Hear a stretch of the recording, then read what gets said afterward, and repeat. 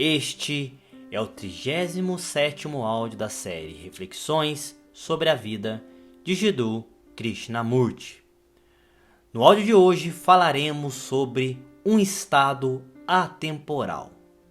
Portanto, se você está chegando agora no nosso canal, não se esqueça de se inscrever, clicar no sino de notificações para não perder nenhuma postagem e deixe seu like se você está gostando desta nova série.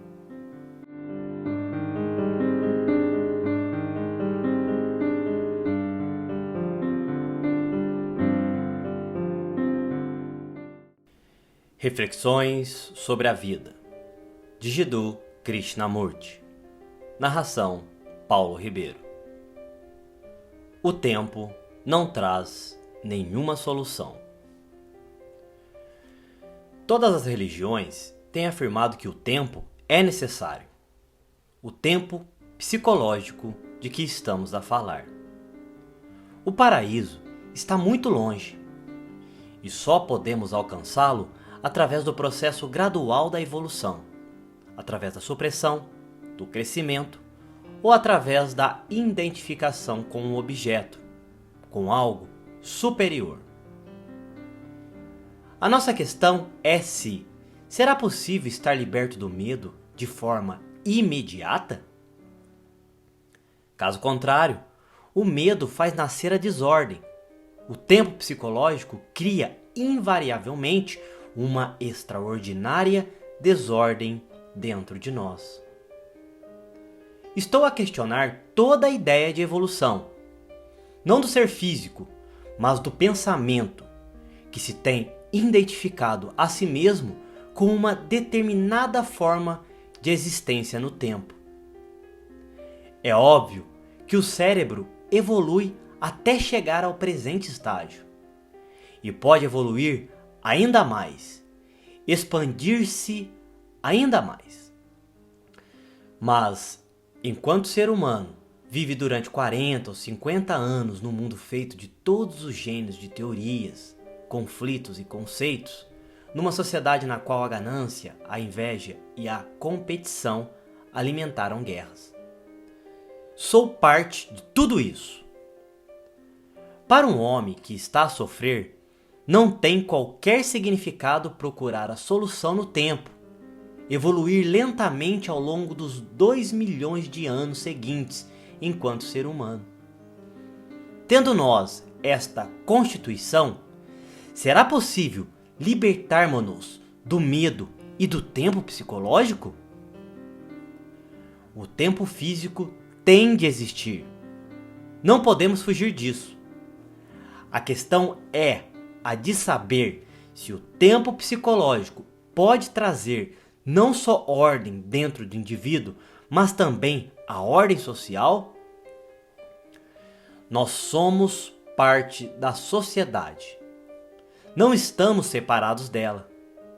Onde houver ordem dentro de um ser humano, haverá inevitavelmente ordem social no exterior.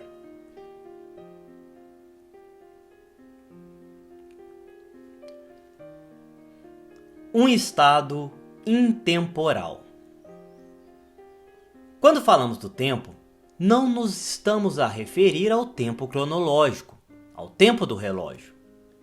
Esse tempo existe, tem de existir. Se vocês quiserem apanhar um autocarro, se quiserem apanhar um comboio ou estar presentes num compromisso amanhã,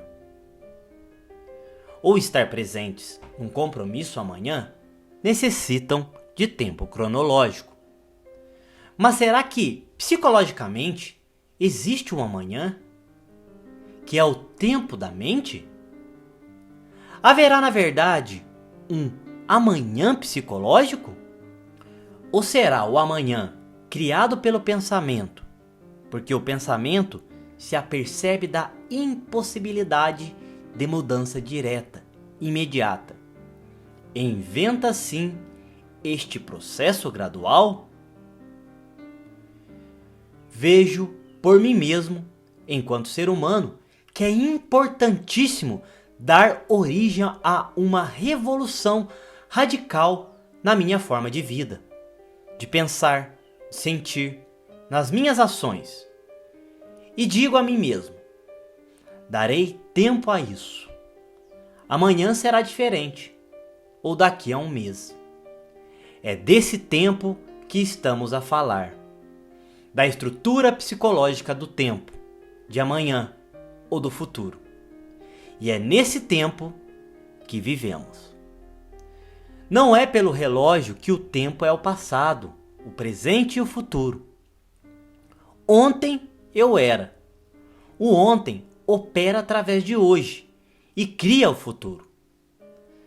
Trata-se de algo bastante simples. Há um ano tive uma experiência que deixou uma impressão na minha mente. E agora traduzo o presente de acordo com essa experiência, com esse conhecimento, tradição, condicionamento, e crio o amanhã. Fico preso neste círculo. É a isto que chamamos viver. É a isto que chamamos tempo. O pensamento, que são vocês, com todas as suas memórias, condicionamentos, ideias, esperanças, desespero, a profunda solidão da existência. Tudo isso é este tempo. E para compreendermos um estado intemporal em que o tempo parou, temos de investigar se a mente pode ficar totalmente liberta de toda a experiência, a qual é do tempo.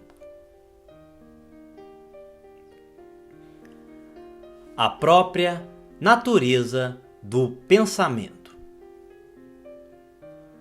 O tempo é pensamento, e o pensamento é o processo da memória que cria o tempo enquanto ontem, hoje e amanhã, enquanto algo que utilizamos como um meio de realização, como uma forma de vida.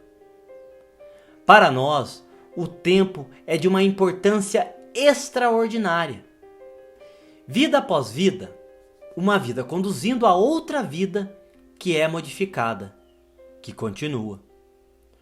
O tempo é certamente a própria natureza do pensamento. O pensamento é tempo.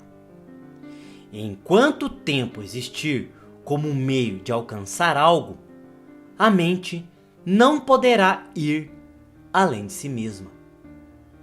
A qualidade de ir além de si mesma pertence a uma mente nova, a uma mente que está liberta do tempo. O tempo é um fator no medo. Por tempo, não me refiro ao tempo cronológico do relógio. Segundo, minuto, hora, dia, ano. Mas o tempo enquanto processo psicológico interior. É esse fato que faz nascer o medo. O tempo é medo. Como o tempo é pensamento. E ele alimenta o medo. É o tempo que cria a frustração, os conflitos. Porque a percepção imediata do fato, o ver o fato, é intemporal. Portanto, para compreender o medo, temos de estar conscientes do tempo enquanto distância, enquanto espaço, enquanto eu. Que o pensamento cria sobre a forma de ontem, hoje e amanhã, utilizando a memória de ontem para se ajustar ao presente e, deste modo, condicionar o futuro. Assim, para a maioria de nós, o medo é uma realidade extraordinária. E uma mente que está enredada no medo, na complexidade do medo, nunca pode ser livre. Nunca pode compreender a totalidade do medo sem compreender as complexidades do tempo. Ambos andam a par.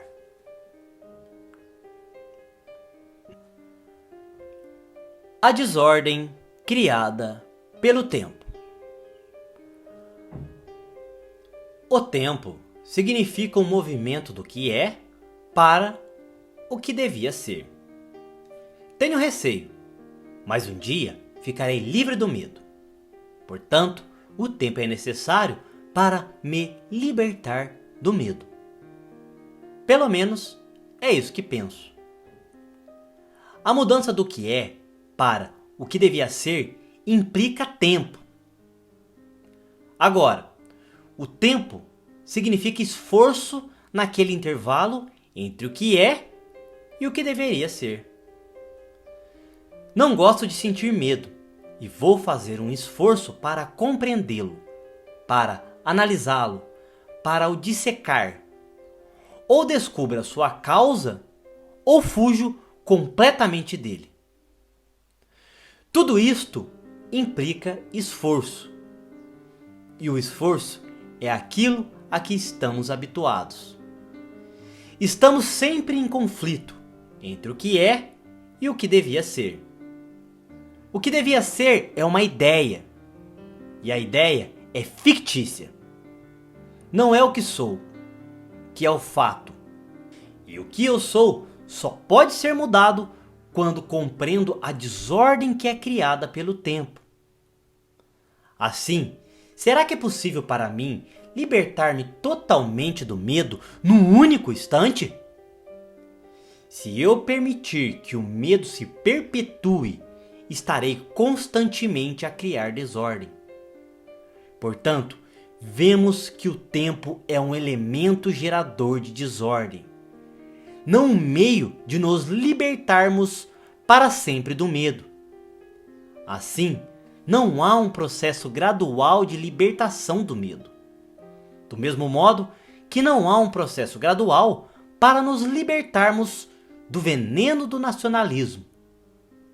Se perante a existência do nacionalismo, vocês disserem que algum dia, no futuro, todos os homens serão irmãos, no intervalo de tempo entre uma coisa e outra, continuarão a ocorrer guerras, ódios, miséria, continuará a haver toda essa terrível divisão entre os homens.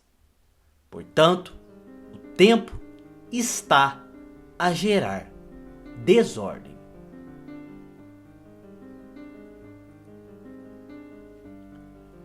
O tempo é um veneno. Vocês têm, na vossa casa de banho, um frasco com um rótulo que diz veneno. E vocês sabem que ele contém veneno. Tem muito cuidado com esse frasco, até mesmo quando estão às escuras. Estão sempre a prestar-lhe muita atenção. Não dizem: como é que me poderei manter afastado deste frasco? Como poderei prestar-lhe atenção?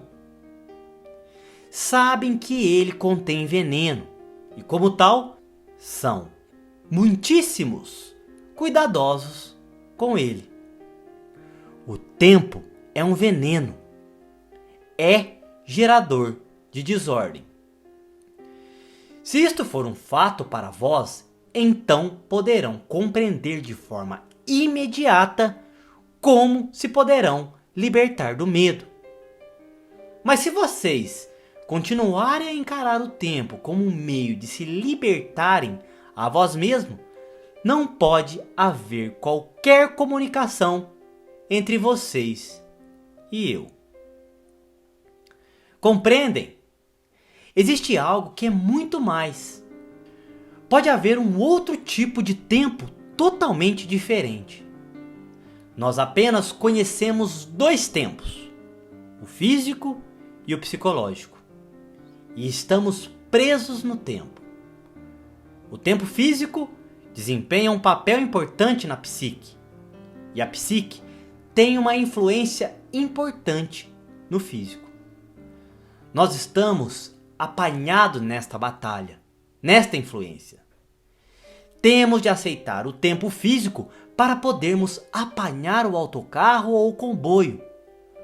Mas se rejeitarmos completamente o tempo psicológico, então podemos chegar a um tempo que é totalmente diferente.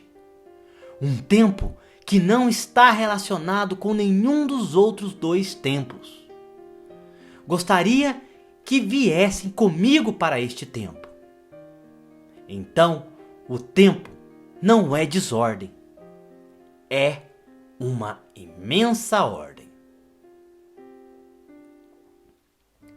A verdade surge no instante.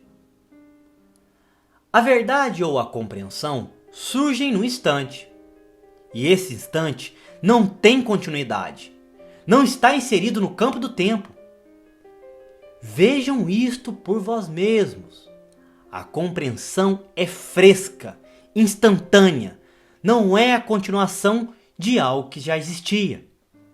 Aquilo que já existiu não pode trazer-vos a compreensão. Enquanto estivermos à procura de uma continuidade, enquanto quisermos a permanência no relacionamento, no amor, enquanto desejarmos encontrarmos uma paz que dure eternamente, e tudo isso, estaremos a perseguir algo que se insere no campo do tempo e que, portanto, não pertence ao intemporal.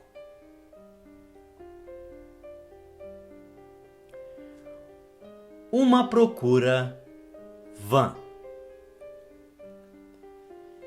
Enquanto pensarmos em termos de tempo, continuará sempre a existir o medo da morte. Aprendi, mas não descobri o essencial. E antes de morrer, tenho de o descobrir.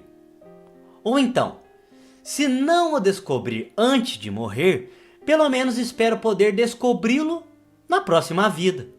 E assim por diante. Todo o nosso pensar se baseia no tempo. O nosso pensar é o conhecido. É o resultado do conhecido. E o conhecido é o processo do tempo.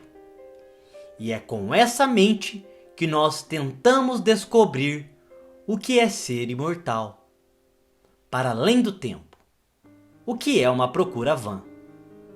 Não tem qualquer significado, exceto para os filósofos, os teóricos e os especuladores. Se quiser descobrir a verdade, não amanhã, mas agora, de forma direta, não deverei o self que está sempre a acumular, a lutar e a perpetuar-se por meio da memória, deixar de existir? Será que não é possível morrermos enquanto estamos vivos? Não perdendo a memória de modo artificial, por meio da amnésia, mas deixar realmente de acumular através da memória, deixando assim de dar continuidade ao eu? Vivemos neste mundo que pertence ao campo do tempo. Será possível a mente, sem qualquer forma de compulsão, dar origem a um estado no qual o experimentador e a experiência não têm qualquer base? Enquanto existir o experimentador, o observador, o pensador, terá de continuar a haver um medo de acabar e, consequentemente, da morte. E assim, se é possível para a mente saber tudo isso, estar totalmente consciente disto, e não dizer apenas, sim, é simples. Se a mente puder estar atenta a todo o processo de consciência, se puder ver todo o significado da continuidade do tempo e a futilidade desta busca por meio do tempo para descobrir aquilo que está para além do tempo, se ela puder estar consciente de tudo isso, então pode acontecer uma morte que é, na verdade, uma criatividade totalmente para além do tempo. Este foi o 37º áudio da série Reflexões sobre a Vida de Jiddu Krishnamurti. Na próxima semana falaremos sobre a percepção. Portanto, se você está chegando agora no nosso canal, não se esqueça de se inscrever, clicar no sino de notificações para não perder nenhuma postagem e deixe seu like se você está gostando desta nova série. Gratidão a todos e até um próximo vídeo.